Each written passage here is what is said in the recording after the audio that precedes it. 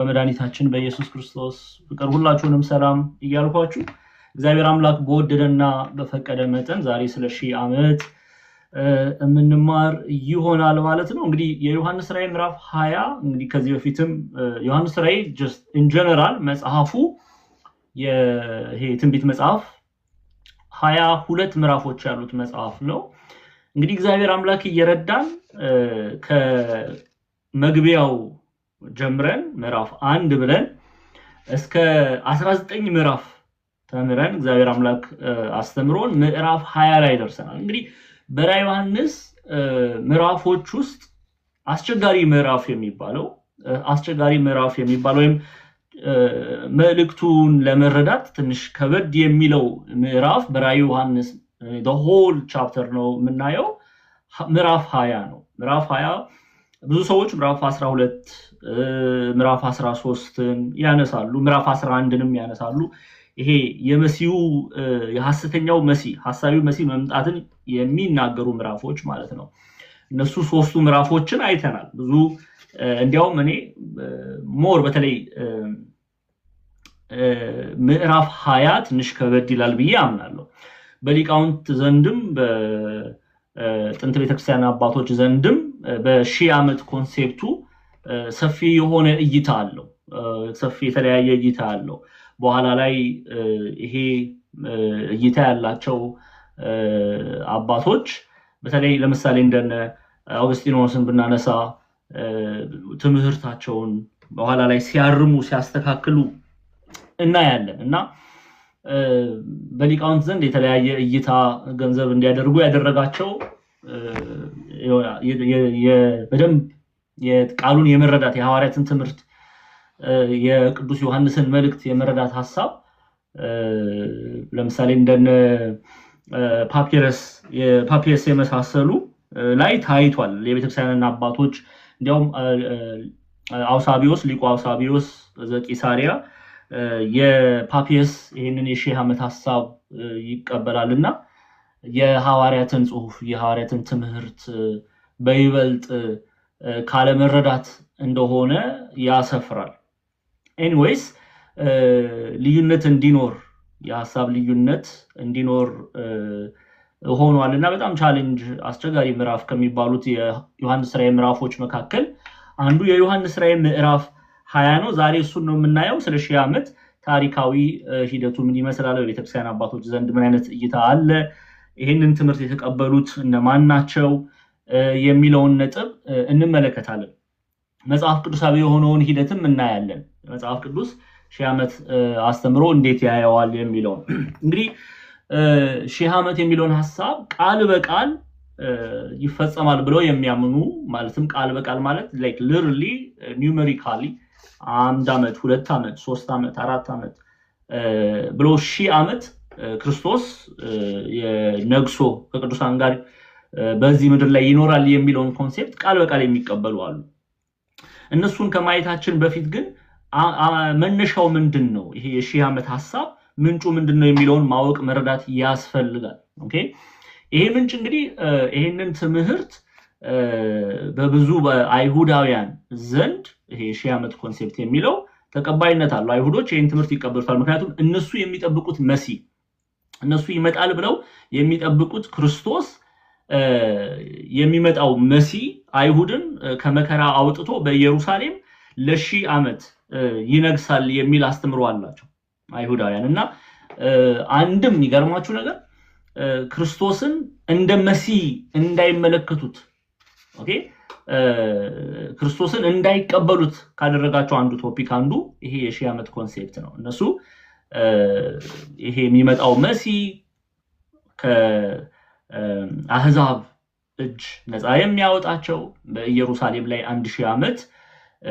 የሚነግስ ተድላ ያለበት ምድራዊ የሆነውን ኮንሴፕት ነው ፕሪች የሚያደርጉትና ክርስቶስ ይሄንን እንዳይቀበሉ ያደረጋቸው አንዱ ሐሳብ ኢየሱስ ክርስቶስንም እሱ ስለ ሰማያዊው ሕይወት ነው የሚያወራው። ስለ ከዳቢሎስ ሰንሰለት ስለመበጠስ ከዳቢሎስ ሰንሰለት ነፃ ስለመውጣት ነው የሚያስተምረው ክርስቶስ። እነሱ ደግሞ ምድራዊ የሆነውን ይሄ ለሮማውያን ግብር አለመክፈልን ምድራዊ በሆነ ዓለም ላይ ነግሶ መኖርን ሺህ ዓመት ነግሶ መኖርን ይመለከቱ ነበርና ብቻ ሐሳቡ ከአይሁዳውያን ዘንድ ጅማሬው ከአይሁዳውያን ዘንድ በሰፊው ይነገር ነበር የሺህ ዓመት ዘመን የሚለው ከራዕየ ዮሐንስ ጋር ራዕየ ዮሐንስ ላይ የተጠቀሰው ሺህ ዓመት የሚለው ሐሳብ አይሁዳውያን በሚያስቡት ኮንሴፕት እኛ ክርስቲያኖች አናስብም አባቶቻችንም አላስተማሩንም ኦኬ መንፈሳዊ ትርጉም አለው ራዕየ ዮሐንስ ቃል በቃል በርግጥ ቃል በቃል የምንረዳቸው የመጽሐፍ ቅዱስ ክፍሎች አሉ ግን እያንዳንዱ በዮሐንስ ራዕይ ላይ የተጻፈውን ነገር ቃል በቃል አንወስድም ቤተክርስቲያን እንዲህ አይነቱን ትርጉም በተለይ ለሬቨሌሽን የዮሐንስ ራዕይ መጽሐፍ ላይ አታስተምርም ማወቅና መረዳት ያለብን ለምሳሌ ስለ ወርቅ ይናገራል ቁጥሮች አሉ አይታችኋል 1144 እነዚህ ቁጥሮች እንትን አላቸው ትርጉም አላቸው ኦኬ ቃል በቃል የምንወስደው አይደለም በትርጉም መንፈሳዊ ትርጉሙን ጠብቀን የምንማረው መጽሐፍ ነው የምናነበው መጽሐፍ ነው እና አይሁዳውያን ከሚያስተምሩት አይሁዳውያን ከሚናገሩት ንግርት ጋር ሺህ ዓመት የሚለው ኮንሴፕት በራዕየ ዮሐንስ ካለው ጋር ግንኙነት የለውም በኋላ ላይ እሱን እምናይ ይሆናል ግን ይሄንን ቃል በቃል ይፈጸማል ብለው የሚያምኑ አሉ ፓፒየስን ቅድም እንደመነሻ አይተናል ከዛ በፊት ይሄ ሺህ ዓመት የሚለው ኮንሴፕት በግሪኩ ኪሊያዝም ይባላል ለምትጽፉ ሰዎች በላቲኑ ሚሊኒያኒዝም ተብሎ ይጠራል ኦኬ ቃሉ ማለት ነው ምንም ትርጉሙ በቀላሉ ሺህ ዓመት የሚለው ሐሳብ ነው ሺህ ዓመት የሚለው ሐሳብ ነው የሚናገረው እሺ እንግዲህ ፓፒየስ በቀደም በተለይ በመጀመሪያው 400 ዓመታት በቤተክርስቲያን ታሪክ ላይ ብዙ ሊቃውንት ይሄንን ይሄ ሺህ ዓመት የሚለውን ኮንሴፕት ቃል በቃል ትርጉም የሚቀበሉ ነበሩ ይሄንን ማመን አለብን የቤተክርስቲያን ታሪክ ነው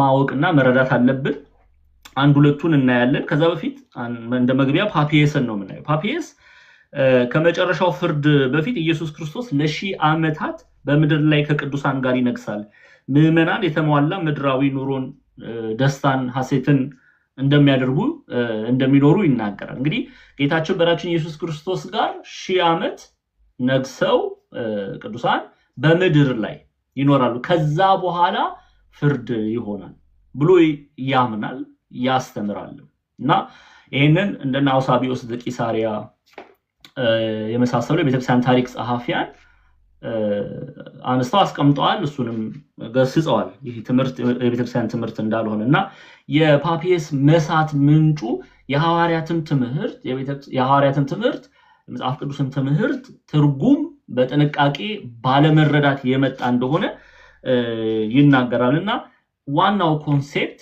ሺህ ዓመት ስንል ጌታችን መራችን ኢየሱስ ክርስቶስ በምድር ላይ ከቅዱሳኑ ጋር ሺህ ዓመት እንደሚኖር ተድላ እንደሚሆን እንዲያውም እንደ መካሻ አድርገው የሚያስቡ አሉ ለምሳሌ በምድር ላይ ክርስቲያኖች ስለተሰደዱ በምድር ላይ እጅ ስለተጫነባቸው አህዛብ ስላሳደዷቸው ኦኬ በዛ በሺህ ዓመት ዘመን ሲነግሱ ጌታችን ሲነግስ አብረው ክርስቲያኖች ተድላ የሞላበት ደስታ የሞላበት ሐሴት የሞላበት ሺህ ዓመት ከነገሱ በኋላ ከዛ ሺህ ዓመት በኋላ ነው የፍርድ የሚሆነው ኦኬ ፍርድ የሚሆነው ብለው የሚያስተምሩ አሉና ቃል በቃል ፍቺ ስንል እንዲህ ማለታችን ነው በደንብ ማወቅና መረዳት ያስፈልጋል ድንገት ሐሳቡን ግራ እንዳይላችሁና አሁን ይሄንን ትምህርት ለመጀመሪያ በተለይ መጀመሪያው 400 ዓመት የነበረው የቤተክርስቲያን ታሪክ ላይ ከተቀበሉት ለምሳሌ እንደነ ዮስጢኖስ እሺ ዲያቆን ክርስቶፎሮስ መጥተዋል ዲያቆን ይግቡ አኔ አወርድሻለሁ እሺ መልሻለሁ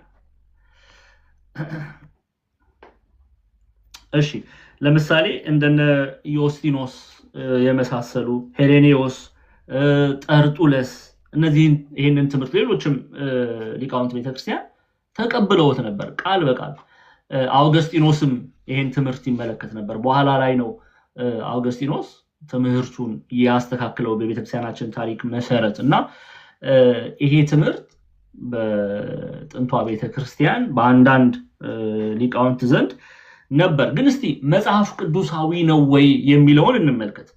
መጽሐፍ ቅዱሳዊ ነው ወይ የሚለውን እንመልከት። መጽሐፍ ቅዱስ እንዴት ነው ጌታችን መድኃኒታችን ኢየሱስ ክርስቶስ በዚህ ምድር ላይ መጥቶ ለ1000 ዓመት ነግሶ ተድላ ሐሴት ሆኖ ከዛ በኋላ ነው ፍርድ የሚመጣው የሚለውን ትምህርት መጽሐፍ ቅዱስን ያስተምራል ወይ የሚለውን ኮንሴፕት እናያለን። ሁለት መጽሐፍ ቅዱስ ክፍል እናያለን። ጳላዲዬ አንደኛ ተሰሎንቄ ምዕራፍ 4ን እስቲ ያነሳለን። ሐዋርያው ቅዱስ ጳውሎስ ለተሰሎንቄ በላከው መልእክቱ ላይ ስለ 1000 ዓመት የነገረን ነገር አለ ወይ? አንድም የለም። በነገራችን ላይ ይሄ 1000 ዓመት የሚለው ኮንሴፕት መጽሐፍ ቅዱሳዊ አይደለም። ኦኬ አሁን እንደነ ፓፒየስ ያሉ ይሄ ቃል በቃል የመቀበሉን ሂደት መጽሐፍ ቅዱስ ይደግፈዋል ወይ? አይደግፍም። የለም መጽሐፍ ቅዱስ ላይ። ኦኬ አሁን ለምሳሌ ሁለት መጽሐፍ ቅዱስ ክፍል እናያለን። እስቲ ተሰሎንቄ ምዕራፍ 4 ላይ ክፈትልኝ ጳላዲዬ ከቁጥር 16 እና 17 አንደኛ ተሰሎንቄ ምዕራፍ 4 ቁጥር 16 እና 17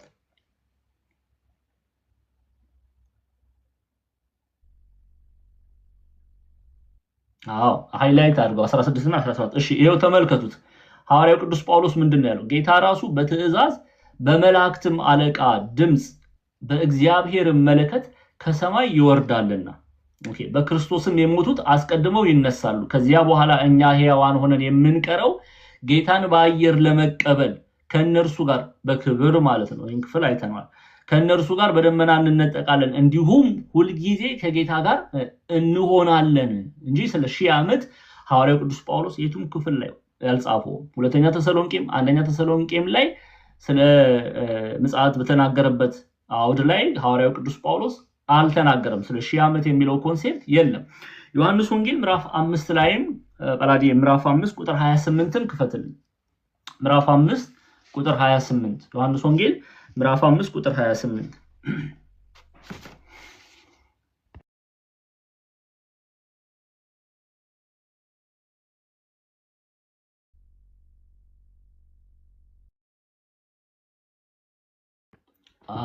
ዮሐንስ ወንጌል ምዕራፍ 5 ቁጥር 28 ይኸው በመቃብር ያሉት ሁሉ ድምጹን የሚሰሙበት ሰዓት ይመጣል፣ መልካምም ያደረጉ ለሕይወት ትንሣኤም ክፉም ያደረጉ ለፍርድ ትንሣኤ ይወጣሉና በዚህ አታድንቁ ይላል።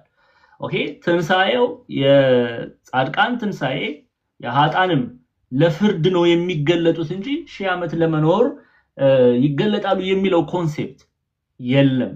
ይሄ የአይሁዳውያን ትምህርት በራእይ መጽሐፍ ላይ ያለው ጋር የሚገናኝ አይደለም። ጥንቃቄ ለማድረግ ነው። ኦኬ ስለዚህ እንደነ ፓፒየስ የተቀበሉት ይሄ ቃል በቃል 1000 ዓመት ነግሰን እንኖራለን የሚለው ሐሳብ መጽሐፍ ቅዱሳዊ አይደለም። መጽሐፍ እኔ ሰዓት ለመጠበቅ እነዚህን የሁለት የመጽሐፍ ቅዱስ ክፍሎች አየን እንጂ በኋላ ጳላድ የሚጨምርበት ካለሱ ይጨምራል። እነዚህን ሁለት ቶፒኮች ሁለት ምዕራፍ የመጽሐፍ ቅዱስ ክፍሎች አየን እንጂ ብዙ ማንሳት ይቻላል። መጽሐፍ ቅዱስ የሚደግፈው ትምህርት አይደለም። ለዚህ ነው አሳቢዎስ ዘቂሳሪያ ይሄን ትምህርት በተለይ ፓፒየስን ሲቃወም የሐዋርያቱን የጌታን ሐዋርያት ነው የሚናገረው። ኦኬ የሐዋርያትን ትምህርት ካለመረዳት የመጣ ነው ብሎ ነው የሚያስቀምጠውና ይሄ ትምህርት በሄ ቃል በቃል በሆነ ፍቺ የምንቀበለው አይደለም። በቤተክርስቲያን በተደረገ ጉባኤ ለምሳሌ ሁለት ጉባኤዎችን ማየት እንችላለን። ይሄን በተለይ በስፋት በ230 ዓመተ ምህረት እና በ381 በ230 ዓመተ ምህረት የኢኮኒየም ጉባኤ ላይም ቤተክርስቲያን ተቃውማለች። ይሄንን ትምህርት አበው የ1000 ዓመት የሚለውን ኮንሴፕት ትምህርት ተቃውመዋል። መጽሐፍ ቅዱሳዊ እንዳልሆነ የሐዋርያት ትምህርት እንዳልሆነ ነው የተነገረው።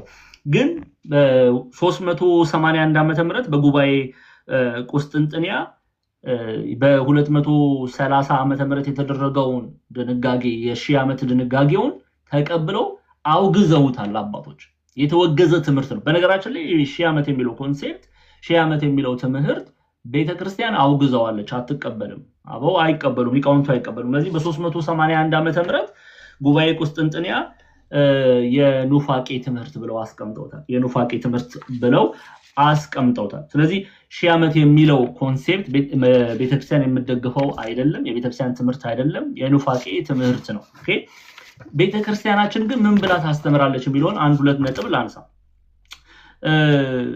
እንዲያው ኖሮ በተለይ በዚህ በሺህ ዓመት ዙሪያ የኢትዮጵያ ኦርቶዶክስ ተዋሕዶ ቤተክርስቲያን መምህራን በተለይ ሁለት አባቶች ባነሳ ደስ ይለኛል። መምህር ስቡህ እኔ መጽሐፋቸው አለኝ ሺህ ዓመት እና ሐሳዊው መሲህ የሚል መጽሐፍ ነው። ምናልባት ብታገኙትና ብታነቡት ደስ ይለኛል። ሺህ ዓመት የሚለውን ኮንሴፕት ለምሳሌ ሺህ የሚለውን ቁጥር መንፈሳዊ ትርጉም ይሰጡታል። ለምሳሌ ሺህ የሚለው ቁጥር ብዛትን እንጂ ሂሳባዊ ቁጥርን የሚያሳይ አይደለም ይላሉ። ብዛት ለምሳሌ ሁለተኛ ነገሥት አንዴ ጠላዲ ሁለተኛ ነገሥት ምዕራፍ 11 ቁጥር 12ን ክፈትልኝ። ሁለተኛ ነገሥት 11 12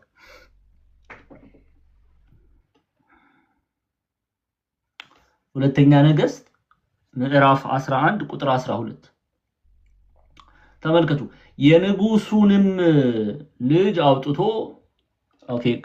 ዘውዱን ጫነበት፣ ምስክሩንም ሰጠው፣ ቀብተውም ንጉስ አደረጉትና ንጉስ ሺህ ዓመት ይንገስ እያሉ እጃቸውን አጨበጨቡ የሚለውን ሐሳብ እንመለከተዋለን። አሁን ይህ ሺህ ዓመት የሚለው ኮንሴፕት ረጅም የሆነ ንግስናን መመኘትን ነው የሚናገረው። ረጅም የሆነ ንግስናን መመኘትን ነው የሚናገረው። እንዲህ አይነት መጽሐፍ ቅዱሳዊ ምልከታዎች አሉ። ለምሳሌ ሺህ ዓመት የሚለው እያንዳንዱን ሂሳባዊ ስሌት ሂሳባዊ ቁጥር ሰተነው ከዚህ ዓመት እስከዚህ ዓመት ከአንድ ዓመት እስከ 10 ዓመት ከ10 ዓመት እስከ 100 ዓመት ከ100 ዓመት እስከ 1000 ዓመት ብለን አናይም። ቤተክርስቲያን እንዲያታስተምረው ይሄ ሂሳባዊ ስሌት የለውም ይላሉ መምህር ስቡ እና ምን ብለው ነው የሚያመለክቱት? ቁጥርን ብዙ የሆነ ነገር የሚገልጽ ነው፣ ብዙ የሆነ የሚገልጽ ነው ይሉና ሺህ ዓመት የሚለውን ኮንሴፕት እንዲያውም ምሳሌ ይሰጣሉ። ለምሳሌ በአገራችን እንኳን ስም ሲወጣ እንኳን የሺህ እመቤት ይላሉ። የሺህ እመቤት የሚል ስም ይሰጣሉ እሳቸውና እነዚህ ምሳሌዎች ያነሳሉ። ሌሎችም አሉ የሺህ የሚለውን ቁጥር ብዛትን ለመወከል ይጠቀሙታል። ብዛትን ለመወከል ይጠቀሙታልና ሺህ ዓመት የሚለው መንፈሳዊ ትርጉም ይሰጠዋል እንጂ ሂሳባዊ ስሌት ተሰርቶ 1000 ዓመት ብሎ ተቆጥሮ ለ1000 ዓመት ብለን አናስቀምጥም ብለው ያስተምራሉ። እሳቸው ብቻ አይደሉም። ለምሳሌ ሌላ መጽሐፍም አለ። ምናልባት ምጽአተ ክርስቶስ ሳሙኤል ፍቃዱ ቆንጆ መጽሐፍ በተለይ በሺህ ዓመት ዙሪያ ጥሩ ማብራሪያ የሰጡም መምህር አሉ። የዳንኤል ክብረት መጽሐፍንም ማየት ይቻላል። ያው አሁን ያለው ሲቹዌሽን ጥሩ ባይሆንም እግዚአብሔር አምላክ ነፍሱን ይማረው እንጂ ራዕይ ዮሐንስ የዓለም መጨረሻ በሚል መጽሐፉ ላይ ስለ ሺህ ዓመት ቆንጆ የሆነ የአባቶችን ሐሳብ አንስቶ የጻፈበት ክፍል አለ። ብርሃኑ ጎበናንም ማየት እንችላለን። ሺህ ዓመት የሚለውን ኮንሴፕት እሳቸውም ክርስቶስ ፍጻሜ ዘመን መጽሐፍ በሚለው መጽሐፋቸው ላይ ከክርስቶስ ጽንሰት እስከ ሐሳዊው መሲህ መምጣት ያለውን ያስቀምጣሉ። እንደ መምህር ስቡ እሳቸውም መንፈሳዊ ትርጉም ነው እንጂ የሚሰጡት ሂሳባዊ ስሌት ሰጥተው በአመታት በቁጥር ዘንድ አያስቀምጡትም። ይሄ የቤተክርስቲያናችን ትምህርት ነው እና ሺህ ዓመት የሚለውን መንፈሳዊ ትርጉም ይሰጡታል። ግን መጽሐፍ ቅዱስ ላይ ራዕይ ዮሐንስ ምዕራፍ 20 ቁጥር 3 ላይ ስትመለከቱ ሺህ ዓመት የሚለው ሐሳብ ከየት እስከየት ነው የሚለውን ለምሳሌ ዘመነ ስጋዌ የሚለው ትምህርት ዘመነ ስጋዌ ጌታችን መድኃኒታችን ኢየሱስ ክርስቶስ ይላሉ። ሁለቱንም በምራን ማንሳት ይቻላል። ጌታችን መድኃኒታችን ኢየሱስ ክርስቶስ ከእናታችን ከቅድስት ድንግል ማርያም ከተጸነሰበት ጊዜ ጀምሮ እስከ ሐሳዊው መሲህ መምጫ ያለውን ጊዜ ሺህ ዓመት ብለው ያስቀምጣሉ። ከየት እስከየት አልኳችሁ? ከጽንሰት እስከ ሐሳዊው መሲህ መምጫ ድረስ ያለውን ሺህ ዓመት የሚለው ኮንሴፕት ይሄንን ኮንሴፕት በተለይ በራዕይ ዮሐንስ ምዕራፍ 20 ላይ ያለው ሺህ ዓመት የሚለው ሐሳብ ያንን ይገልጻል ብለው ያስቀምጣሉ። አሁን ያንን ነው የምናየው። ሺህ ዓመት አሰረው። ራዕይ ዮሐንስ ምዕራፍ 20 ቁጥር 3 ስትመጡ ሺህ ዓመት አሰረው፣ ወደ ጥልቁም ጣለው፣ አሕዛብንም ወደፊት እንዳያስት ሺህ ዓመት እስኪፈጸም ድረስ በእርሱ ላይ ዘግቶ ማህተም አደረገበት። ከዚያም በኋላ ለጥቂት ጊዜ ይፈታ ዘንድ ይገባዋል። እነዚህ ነጥቦች ምንድነው? ምንን ያብራራሉ? ምንን ይገልጻሉ? የሚለውን እንግዲህ ከቁጥር 3 ጀምረን እናያለን ማለት ነው። ይሄንን መንፈሳዊ ትርጉም ይዘን ቨርስ 3 4 5 እነዚህ 3 ቁጥሮች የምናይ ይሆናል ማለት ነው። ከዛ በፊት ግን ጠላዲዬ አንተ የምትጨምረው ነገር ካለ ጨምርና እንቀጥላለን።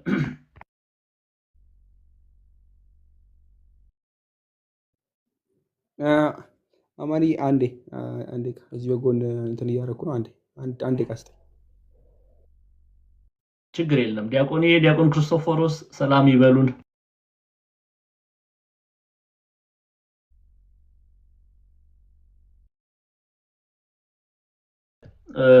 ሺህ ዓመት የሚለው ሐሳብ በሂሳባዊ ስሌት በቁጥር አንቀበለውም። እሺ እንደዛ አድርጋችሁ እንዳታስቡት። ይሄ ትምህርት የተወገዘ ትምህርት ነው። የቤተክርስቲያናችን ትምህርት አይደለም። ኦኬ፣ በጉባኤ የተወገዘ ትምህርት ነው። ስለዚህ ይሄንን እንድናውቅ አደራላለሁ። በጉባኤ ቁስጥንጥንያ የተወገዘ ትምህርት ነው። የቤተክርስቲያን ትምህርት አይደለም። መንፈሳዊ ትርጉም ግን አባቶች ሰጥተውት ብዙ ማየት እንችላለን። እነ መምህር ስቡህ ብቻ አይደሉም፣ ሌሎችም አባቶች አሉ።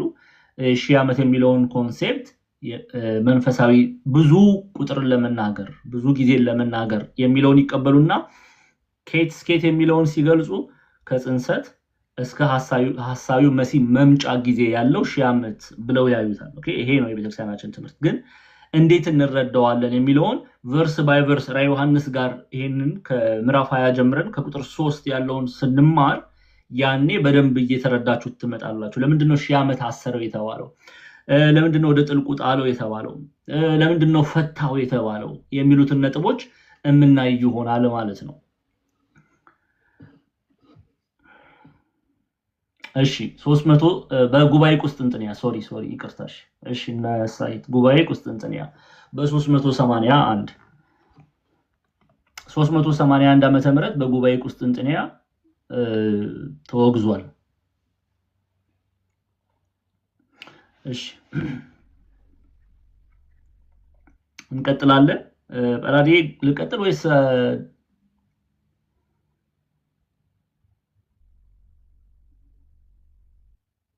አዎ እንደ አጋጣሚ በጎን ሰው እንትን ብሎልኝ ያወራሁ ስለነበር በጣም ይቅርታ ጋር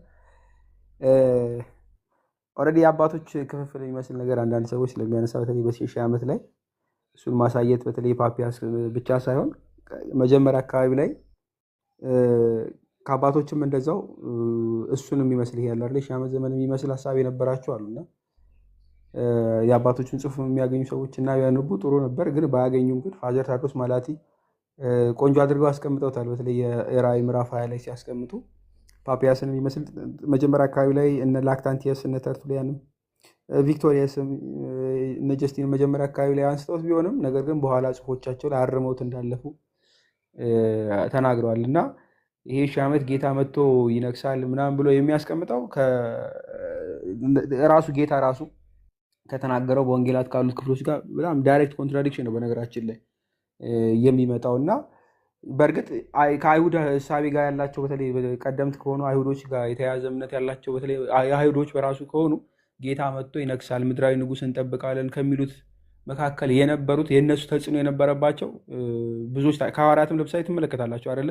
እነ ያዕቆብን ትመለከታላችሁ እኮ ጌታ በሚነግስ ወቅት በግራ በቀኝ እኛ እንሁን ብለው ሲጠይቁት ታያላችሁ። እና መስቀሉ እንደሆነ ስለማያውቁ ማለት ምድራዊ ንግስናን ስለሚጠብቁ የነበሩ ስለሚያስቡ ቅዱስ ጴጥሮስም እንደዛው ትመለከታላችሁ። እና ሌሎችም አባቶች ይሄ ነገር ትንሽ ተጽዕኖ የነበረባቸው መጀመሪያ አካባቢ ላይ ሺህ ዓመት ሲባል ሊትራል ጌታ መጥቶ ይነግሳል የምትለውን ሀሳብ ያንጸባርቁ ነበረ።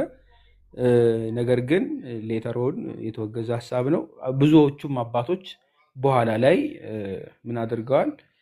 አስተካክለዋል። በነገራችን ላይ ሪያላይዝ ካደረጉ በኋላ ኤረር እንደሆነ አውቀው አስተካክለው አልፈዋል። ሁለተኛ በተለይ ትንሣኤውን ለሁለት ከፍሎ የሚያስቀምጥበት ክፍል ላይ ነው ልዩነት የሚኖረው አንዳንዴ። ነገር ግን እሱም ቢብራራ ችግር የለውም። ሁለት ትንሣኤ፣ ምክንያቱም ትንሣኤ ልቦናና ብለን እናስቀምጠዋል። የመጀመሪያውን ትንሣኤ አንድ ሰው ክርስቶስ ከተጠመቀ በኋላ ልጅ ከሆነ በኋላ መንፈሳዊ የሆነውን ትንሣኤ የሚያገኘው ያኔ ነው። የመንፈስ ቅዱስን ጸጋ ልጅነትን ሲያገኝ ያኔ ትንሣኤን ያገኛል። ያ ግን ስፒሪቹዋል የሆነ በመንፈስ ያለ ነው። ስጋዊ የሆነውን ትንሣኤ የሚያገኘው ግን ከትንሣኤ ዘጉባኤ በኋላ ያቺ ከፍርድ ጊዜ በኋላ የምትሆነዋ ነች። በሁለቱ ይስማማል፣ ችግር የለውም እንጂ ሁለት ጊዜ የምትለዋን ወስደው 1000 ዓመት መጥቶ ከዛ ነግሶ ምናምን በምትል የሚያመጡት ሀሳብ አይሰራም። የተወገዘም ሀሳብ ነው። ጌታ መጥቶ ምድራዊ ንግሥት ይሆናል የሚል በነገራችን ላይ እስልምናም ከዚህ ነው የወሰደው። በነገራችን ላይ ኢሳ መጥቶ ገዝቶ ድጋሜ መስቀሉን ሰብሮ ምናምን ከዛ አላህ መጥቶ እንትን ይላሉ። ይሄ እስልምና ነው እንጂ ክርስትና ላይ እንደዛ የሚባል ነገር የለም። ጌታ መጥቶ 1000 ዓመት ገዝቶ የሚባል ነገር የለም። ጌታ እንደሚመጣ የተነገረን ዳንኤልም የነገረን ለፍርድ ነው፣ በደመና ይመጣል ተብሏል። ያኔ ለፍርድ እንጂ 1000 ዓመት ሊገዛ አይደለም። ዳንኤል 7ን ተመልከቱት። ብዙዎች ክፍሎች ላይ የተቀመጡት አንድና አንድ ጌታ መንጋውን አንድ ሊያደርግ ህብረቱን ወደ አንድ ሊመሰረት ብልቶቹ ሁሉም ሰብስቦ መልካም ተግባር ላይ የነበሩትን ልጆቹን ሰብስቦ ወደ አንድ ወደ የትኛው ቤት ላዘጋጅላቸው ብሏል። ወደ አባቴ ብሏል አይደለ? አባቱ ጋር ሄዷል፣ ቤት ሊያዘጋጅ ማለት ነው። ያ ቤት መንግስተ ሰማያት ነው። እሱ እንድንወርስ ወደዛ ሊጨምረን ወደ መንግስቱ ሊያፈልሰን ነው ይመጣው እንጂ 1000 ዓመት እንደው ምድራዊ መንግስት እንደሆነ ሊገዛን እንዳልሆነ ልብ ሊኖር ይገባል። ጥንቃቄ ይፈልጋል ግን ክፍሉን ምናልባት የመጋቢ አዲስ ስቡህ አዳምጤ መጽሐፍ እንዳለ ሆኖ እሱንም ጠቅሶ ደግሞ አሁን አስቸጋሪ ቢሆንም ዳንኤል ክብረት የራእይ ማብራሪያው ላይ በሰፊው አስቀምጦታል እና 1-2 ገጽ አካባቢ ነው። ሰዎች ቢያነቡት የተመከረ ነው። አሁን ያልኩት ያው ሌላ ጉዳይ ስለሆነ ነው። ትረዱኛላችሁ ብዬ አስባለሁ። ጽሁፉ ግን በጣም ቆንጆ ነው። በደንብ ያብራራዋል። በነገራችን ላይ የኛ ኢትዮጵያ ሊቃውንትን ፕሮቴስታንቶችንም ጠቀሶ ማለት ነው። ምክንያቱም በፕሮቴስታንት በኩል ይህ 1000 ዓመት የሚያምኑ ስላሉ ማለት ነው። አሁንም ጌታ መጥቶ ይገዛል አይነት ነገርን የምትል ሀሳብ የሚያራምዱ አሉ። ይሄ ደግሞ በጣም የተወገዘ ሀሳብ ነው። በዋናነት ይህን የሚያራምዱትን እንግዲህ እንቃወማለን ማለት ነው። እኛ ክርስቶሳውያን ክርስቶስ ሲመጣ እኛ ልጆቹን ብልቶቹን ሊሰበስበን አንድ ሊያደርገን በመንግስቱ ሊያፈልሰን እንጂ 1000 ዓመት ሊገዛ ምድራዊ ንጉስን አንጠብቅም። ጌታ ነግሮናል። ምድራዊ ንጉስ አይደለም በሰማይ ስለሆነ ማለት ነው። ስለዚህ ጌታችን በሰማይ እንጂ ምድር ላይ መጥቶ ልክ እንደ ምድራዊ ገዢ እንደ ገቨርነር መጥቶ 1000 ዓመት የሚገዛን አንጠብቅም። ይሄ ይሰመርበት። አንዳንድ ሰው ይሄን የሚጠብቅ ካለ ማለት ነው የእኛ ጌታ የዓለም ፈጣሪ የሁሉ ገዢ እርሱ ወደ መንግስቱ ሊያፈልሰን ዘላለማዊ መንግስቱ ሊወስደን እንጂ እኛ በሚቆጠር የምድራዊ ነገስታት ባሉበት 1000 ዓመት ፖለቲካል ሲስተም ባለበት ፍርድ ቤት ባለበት እንደዛ 1000 ዓመት ይዘጋጃል ብሎ ማሰብ ከስናነስም መጠንቀቅ ያስፈልጋል። ብዙ አሉ በቂ ነው። እሺ እግዚአብሔር አምላክ ይባርክ። እንዲያውም አሚን እስቲ ክፈተው ራዕየ ዮሐንስ ምዕራፍ 20 ቁጥር 5 እና 6ን እንየው። ትንሣኤ ዘጉባኤ፣ ትንሣኤ ልቦና የሚሉትን ሐሳቦች እንመልከተው። እንዴ ክፈተው አንዴ። እዛው ላይ እኮ ያብራራዋል። በኋላ ላይ ያው ዛሬ ተማሪዎች ጉዳይ እንፈልጋለን ብለው እንዳንሄድ አደረጉ እንጂ እዚሁ ክፈተው ተመልከተው አንዴ። አዎ እሺ ላምብቦ። ቁጥር 5 እና 6 ተመልከቱ። የቀሩቱ ሙታን ግን ይህ 1000 ዓመት እስኪፈጸም ድረስ በሕይወት አልኖሩም። ይህ የፊተኛው ትንሣኤ ነው ይላል። ኦኬ የፊተኛው ትንሣኤ ይሄንን ነው ኢትዮጵያ ሊቃውንት ትንሣኤ ዘጉባኤ ትንሣኤ ልቦና የሚሉት። ምን ማለት ነው ትንሣኤ ልቦና? ትንሣኤ ልቦና ሚስጥራትን መፈጸም ማለት ነው። ትንሣኤ ይሄ እሺ 1-2 መጽሐፍ ቅዱስ ክፍል በቃ ላስቸግር ጳራዲ አንዴ ከጀመርነው አይቀር በደንብ እንየው አይሻልም? 1-2 መጽሐፍ ቅዱስ ክፍል ታወጣልኛለህ? እሺ ጳራዲ ይሄንን ሐሳብ ለመግለጽ አንዴ እንትን እንበለውና እናሳየውና ምንድነው የሚለውን ሐሳብ ከዛ እንቀጥላለን። አንዴ እሱኛው ክፍል የሚያብራራልን የኤፌሶን መልእክት አለ። እኔ እሱን አወጣለሁ። እስከዛ ድረስ አንዴ ተጠብቀኝ። እሱን ላውጣ። እስከዛ አንተ አንዳንድ ነገር በል።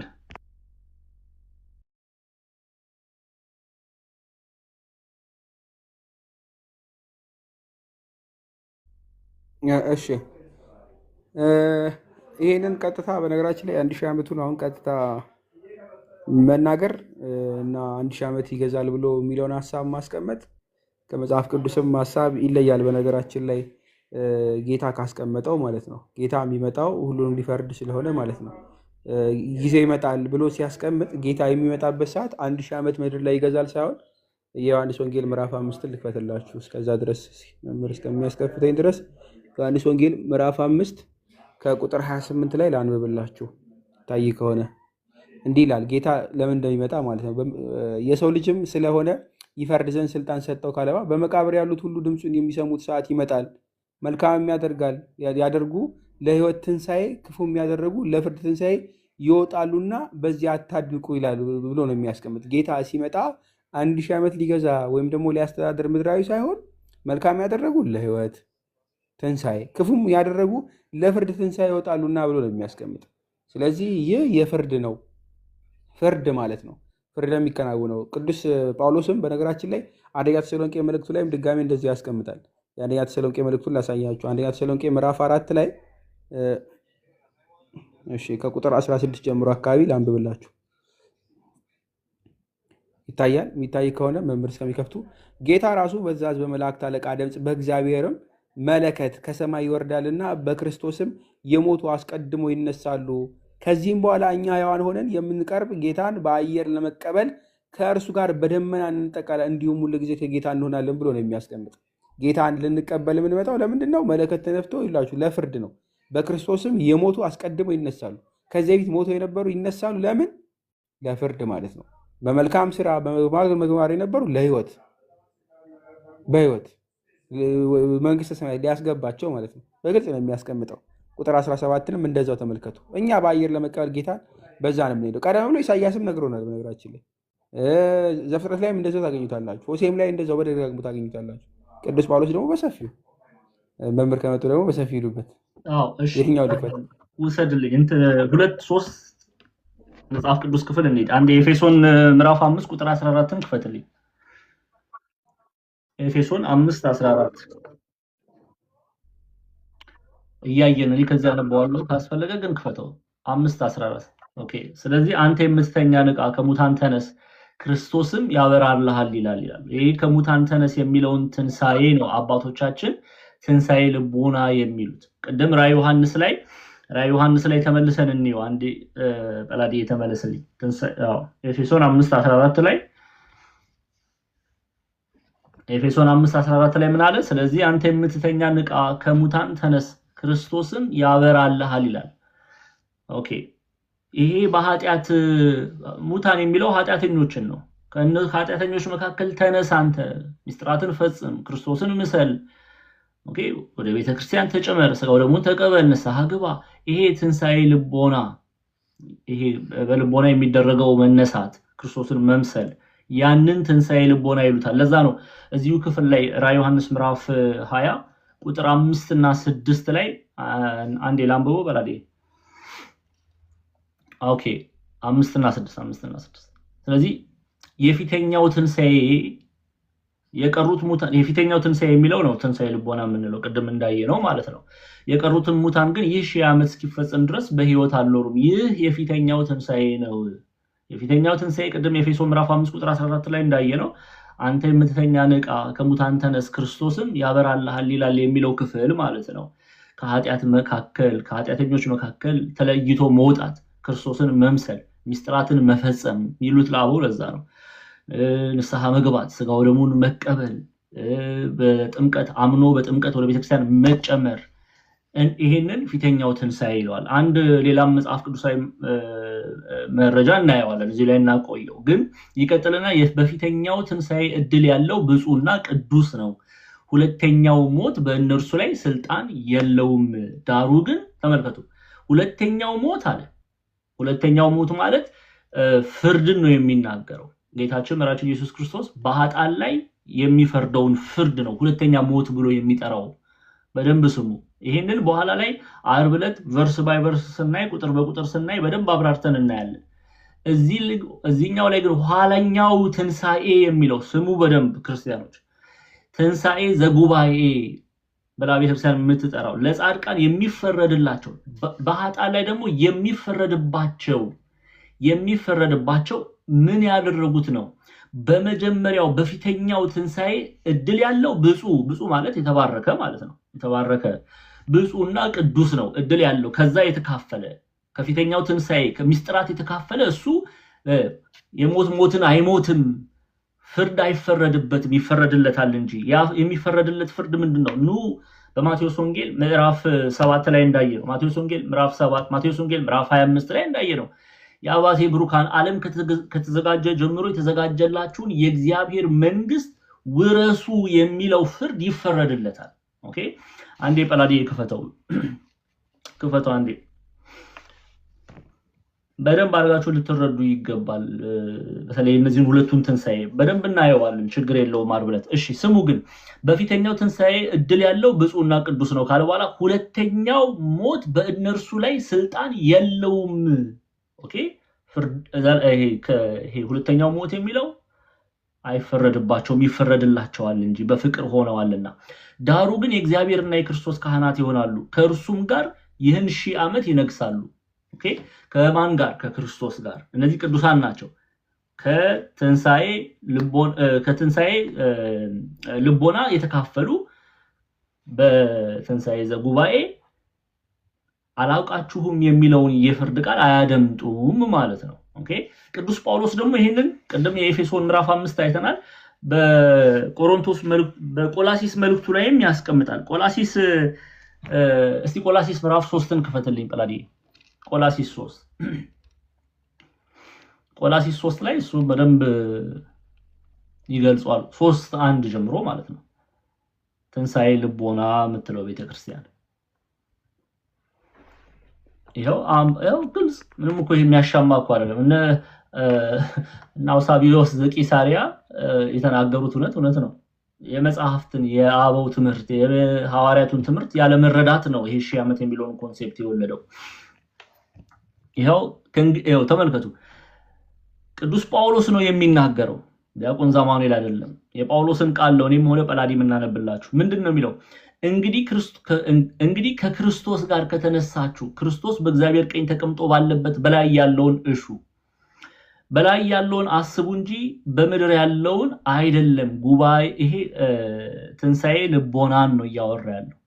ትንሳኤ ልቦናን ነው ቅዱስ ጳውሎስ እየተናገረ ያለው። ኦኬ ከክርስቶስ ጋር ከተነሳችሁ፣ ክርስቶስ ሞትን ድል አድርጎ ተነስቷል። አሁን የምናከብረው ትንሳኤ በዓል ይሄንን ነው የሚነግረን።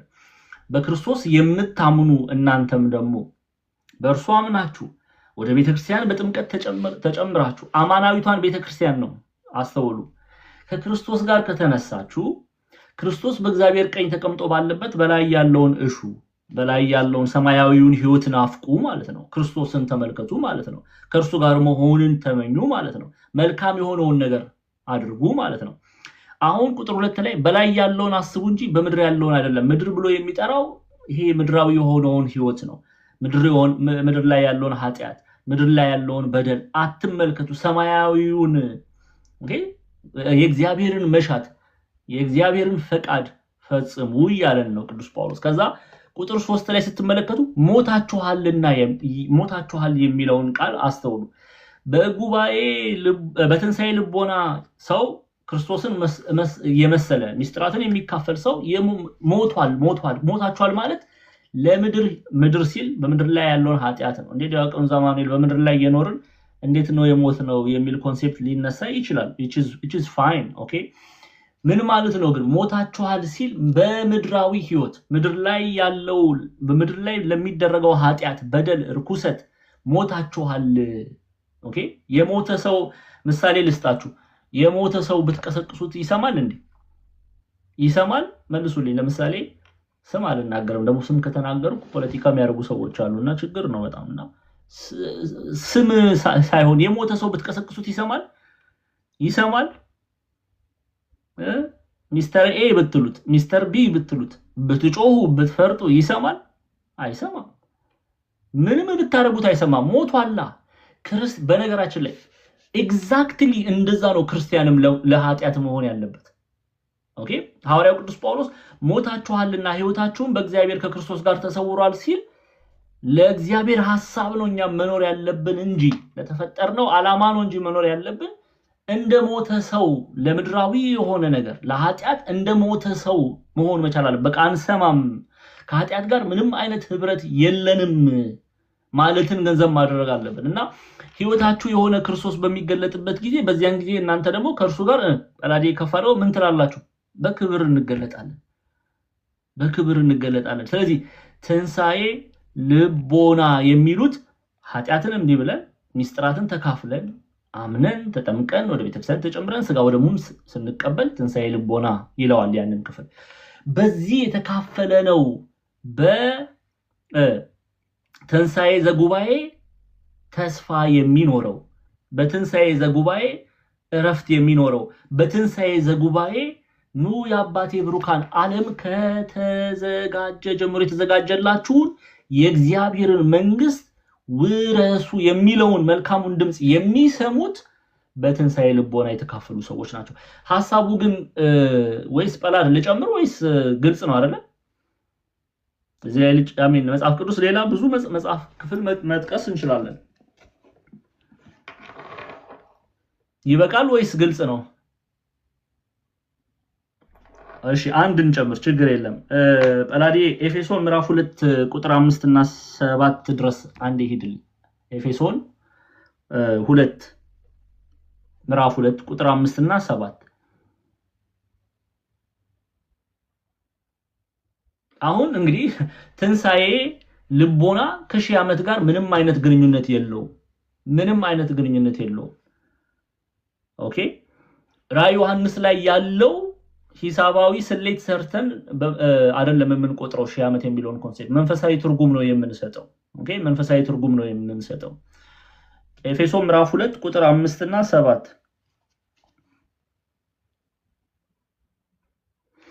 ጳላዲ ክፈተው ከቻልክ።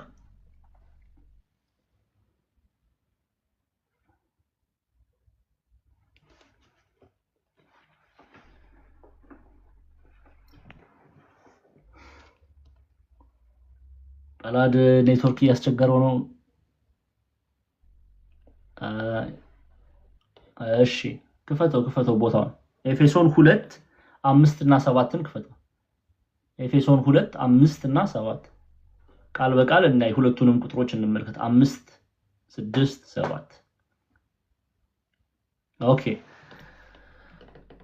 ከወደደን ከትልቅ ፍቅሩ የተነሳ በበደላችን ሙታን እንኳን በሆንን ጊዜ ከክርስቶስ ጋር አንዴ በዚህ አስጠጋው ሕይወት ሰጠን፣ በጸጋ ድናችኋልና በሚመጡ ዘመናትም በክርስቶስ ኢየሱስ ለኛ ባለው ቸርነት ከሁሉ የሚበልጠውን የጸጋውን ባለጠግነት ያሳይ ዘንድ ከእርሱ ጋር አስነሳን፣ በክርስቶስ ኢየሱስም በሰማያዊ ስፍራ ከእርሱ ጋር ምን አለን አስቀመጠን ይላል ቅዱስ ጳውሎስ። ይሄን ክፍል የሚናገረው አሁን ከቅድም ጀምሮ የዘረዘርናቸው መጽሐፍ ቅዱስ ክፍሎች የሚያሳዩት ይሄንንም ኢንክሉዲንግ ኤፌሶን ምዕራፍ 2 ትንሣኤ ልቦና በኃጢአት ምክንያት ሙታን ነበርን። ኦኬ ሙታን ነበርን ሲል ምን ማለት ነው? ከእግዚአብሔር ተለይተን ነበረ። ጌታችን መድኃኒታችን ኢየሱስ ክርስቶስ ደግሞ በአባቱ ፈቃድ በእግዚአብሔር አብ ፈቃድ በእግዚአብሔር መንፈስ ቅዱስ ፈቃድ በእግዚአብሔር ወልድ ፈቃድ በራሱ ፈቃድ በጸጋው ምን አለን አዳንን ካለም በኋላ ከወደደን ከትልቅ ፍቅሩ የተነሳ በበደላችን ሙታን እንኳን በሆነን ጊዜ ከክርስቶስ ጋር ሕይወት ሰጠን፣ በጸጋ ድናችኋል፣ በሚመጡት ዘመናት በክርስቶስ ኢየሱስ ለእናንተ ባለው ቸርነት ከሁሉ የሚበልጠውን የጸጋውን ባለጠግነት ያሳይ ዘንድ ከእርሱ ጋር አስነሳን፣ በክርስቶስ ኢየሱስም በሰማያዊ ስፍራ ከእርሱ ጋር አስቀመጠን ይላል። ምን ማለት ነው? ክርስቶስ ኢየሱስ ሞትን ድል አድርጎ እንደተነሳ በራሱ ፈቃድ በእግዚአብሔር አብ ፈቃድ በእግዚአብሔር መንፈስ ቅዱስ ፈቃድ እኛ ደግሞ እንዲህ ባለ በእግዚአብሔር ፈቃድ እኛም እንነሳለን ከሙታን መካከል። ሙታን የሚላቸው በኃጢአት ውስጥ ታስረው ያሉትን ነው።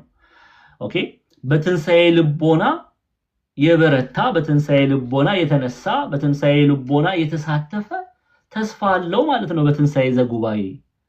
ስለዚህ ራዕይ ዮሐንስ ምዕራፍ 20 ላይ የተቀመጠው እነዚህ ሁለቱ ኮንሴፕት ትንሣኤ የሚለው ሐሳብ ትንሣኤ ልቦናና ትንሣኤ ዘጉባኤ ነው። ትንሣኤ ዘጉባኤ ስንል ጌታችን መድኃኒታችን ኢየሱስ ክርስቶስ ለፍርድ የሚመጣበት ከቅዱሳን መላእክቱ ጋር ለፍርድ የሚመጣበት ሲመጣ ምን ለማድረግ በኃጥአን ላይ ለመፍረድ በጻድቃን ላይ ደግሞ ሊፈርድላቸው በዛን ጊዜ ተስፋ የሚኖረን በትንሣኤ ልቦና ስንካፈል ነው። በትንሣኤ ልቦና ውስጥ ያላለፈ በትንሣኤ ዘጉባኤ ተስፋ የለውም። ያንን ነው ቅዱስ ጳውሎስ የተናገረ ያለው እንጂ ይሄ 1000 ዓመት መንገስ 1000 ዓመትን ገዝቶ መኖር እነዚህ ኮንሴፕቶች ይሄ ትምህርት በቤተክርስቲያን ውስጥ ተቀባይነት የለውም እና ይሄንን ልናውቅ ያስፈልጋል። የተወገዘም ትምህርት ነው። በጉባኤ ቆስጥንጥንያ በ381 የተወገዘ ትምህርት ነው። መንፈሳዊ ትርጉም እንሰጠዋለን ማለት ነው። መንፈሳዊ ትርጉም እንሰጠዋለን። ጠላድ የምትጨምረው ነገር ካለ ወይም ቀሲስ ሐሳብ ይግለጹና እየቋጨን እንሄዳለን ማለት ነው።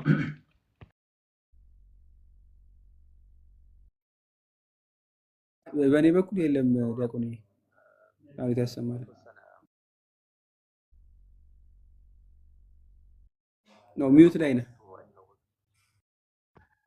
እሺ ይቅርታ። እዚሁ ላይ ትንሣኤ ልቦና ትንሣኤ ዘጉባኤ ስንል ወይም ደግሞ በሺህ ዓመት አስተምሮት ላይ እዚሁ ዛሬ ባየነው ክፍል ላይ ግልጽ ያልሆነላችሁ ነገር ካለ ጥያቄም ካለ ጻፉ ኮሜንት ላይ።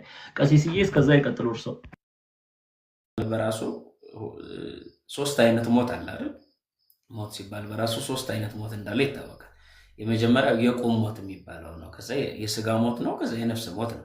ስለዚህ ጌታችን መድኃኒታችን ኢየሱስ ክርስቶስ በአንድ ወቅት ደቀ መዛሙርቱ በአካባቢያችን ሰው ስለሞተ ሄደን እንቅበር ሲሉት ምንድን ነው ያለው? ሙታኖች ይቅበሯቸው፣ ሙታን ይቅበሯቸው፣ ተዋቸው አይደል ያለው። ስለዚህ በቁም የሞት አለ ማለት ነው። ይሄ ምንድነው? ከክርስቶስ ጋር አንድ የምንሆንበት የክርስቶስን ህብረት የምናገኝበት በክርስቶስ በአምላካችን ተባርከን የምንኖርበት በስጋው ደግሞ የምንከብርበት ነው። ቤተክርስቲያን ደግሞ ይሄንን ትነግረናለች ማለት ነው። በይበልጥ በዚሁ በራዕየ ዮሐንስ አንድምታ ትርጓሜው ላይ እድል ፈንታው ጽዋ ተርታው ያገኘ ሰው ነው ብሎ ነው የሚያስቀምጠው። እድል ፈንታ ጽዋ ተርታ ያገኘ ከክርስቶስ ጋር የተዋሃደ በስጋው ደግሞ የከበረ ትንሣኤ ልቦና ያለው ሰው የሚባለው ይሄ ነው ብሎ ያስቀምጣል ማለት ነው። እድል ፈንታ ጽዋ ተርታ ያለው ከክርስቶስ ጋር በስጋው ደግሞ የከበረ ነው ብሎ ያስቀምጣል። እንግዲህ ሌላው በዚሁ የመጽሐፍ ቅዱስ ክፍል ላይ 1000 ዓመት የሚለውን የሚያነሱ አሉ። እንግዲህ ምጽአት በቤተክርስቲያናችን ሁለት አይነት ነው ምጽአት ያለው። ምጽአት ብላ ቤተክርስቲያን የምታስተምረው ሁለት ነው። የመጀመሪያው የሰው ልጆችን ለማዳን በስጋ ማርያም ተገልጦ ቅድመ ዓለም ንጉሥ የነበረ ዓለምን ፈጥሮ የሚገዛ ከአብ ቅድመ ዓለም የተወለደ ድህረ ዓለም ደግሞ ከድንግል ማርያም የተወለደ የኢየሱስ ክርስቶስን መምጣት የምትናገር ያ የክርስቶስ መምጣት ለማዳን የመጣው መምጣት ነው።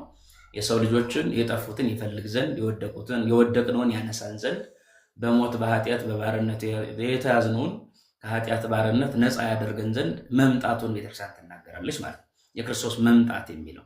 ስለዚህ 1000 ተብሎ ቤተክርስቲያናችን እንግዲህ መጽሐፍ ቅዱስ ለቁጥር አይደለም የሚጨነቀው፣ ቁጥር የሚጠነቀቅ አይደለም። ይሄ ነው ቁጥር ተብሎ አይደለም። እንግዲህ እንደውም ራእዩ ራሱ በትርጓሜም ራሱ ሲያስቀምጥ ምን ብሎ ነው የሚያስቀምጠው? 1000 ማለቱ ከክርስቶስ መምጣት በኋላ መምጣት የሚለው ምንድነው? የዳግም ምጽአቱን ማለት ነው፣ ለፍርድ መምጣቱን። ልበ አምላክ ቅዱስ ዳዊት እግዚአብሔር እሰገሃደ ይመጽእ አምላከነ ኢያርመን ብሎ የተናገረው ያንን ቃል ሲያመጣ የክርስቶስን መምጣት ከሆነ የክርስቶስን መምጣት ከሆነ ለዛ ከሆነ አይሆንም።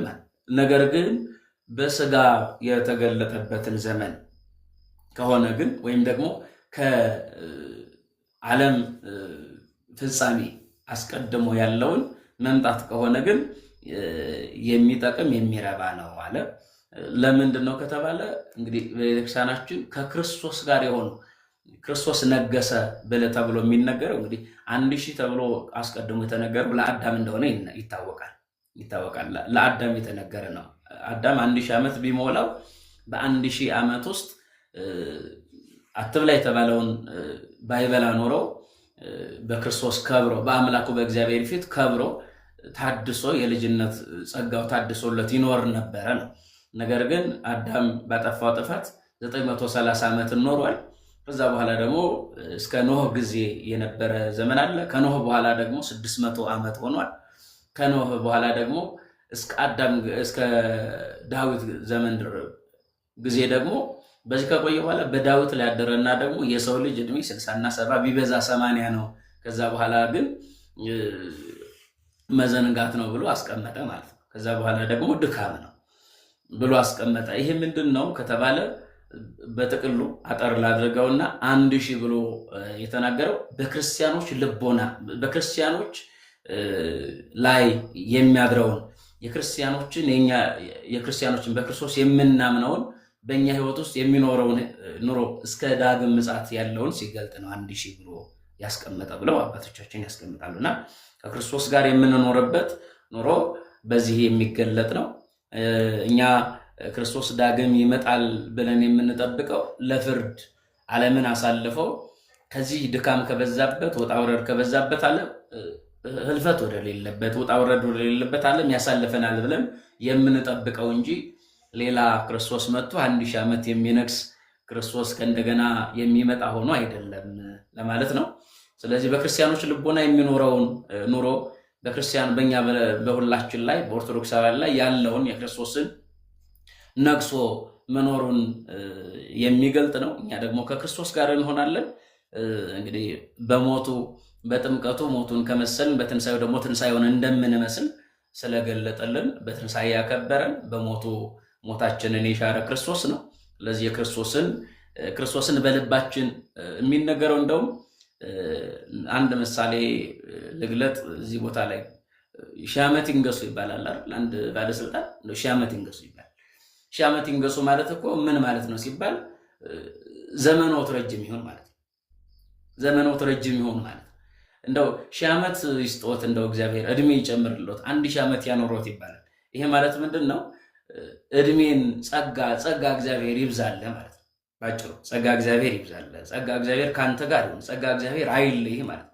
ስለዚህ ከክርስቶስ ጋር የምንኖርበት 1000 ዓመት ማለት ጸጋ እግዚአብሔር ሳይለየን፣ ምህረት እግዚአብሔር ሳይለየን ከክርስቶስ ጋር እስከ ዕለተ ምጽአት ድረስ የምንኖረው የሰው ልጆች ሁሉ የሚወልዱት የሚዋለዱት በሙሉ በፈቃድ እግዚአብሔር በምክረ ካህን የሚኖሩት ኑሮ 1000 ዘመን ተብሎ ይታሰባል ቤተክርስቲያናችን ለማለት ነው። እግዚአብሔር ይስጥልኝ። በጣም ጥሩ ቆንጆ፣ እንዲያውም ጥሩ ምሳሌ ነው የሰጡን አባታችን። እንግዲህ ግልጽ ነው ብዬ ተስፋ አድርጋለሁ። 1000 ዓመት የሚለው ቃል ሂሳባዊ ስሌት አትጠቀምም ቤተክርስቲያን። 1000 ዓመት የሚለው ሐሳብ መንፈሳዊ ትርጉም ነው የምንሰጠው። ብዙ ጊዜ የሚለውን ሐሳብ ነው የምናየው እና ለምሳሌ 1000 ዓመት ታሰረው፣ ብዙ ጊዜ ታሰረ ወይም ለብዙ ጊዜ ታሰረ፣ 1000 ዓመት አብረን እንኖራለን። 1000 ዓመት አብረን እንኖራለን ማለት እስከ 1000 ዓመት ብቻ ብለን አናየውም፣ ደግሞ እንደዛም ብለን አንተረጉምም።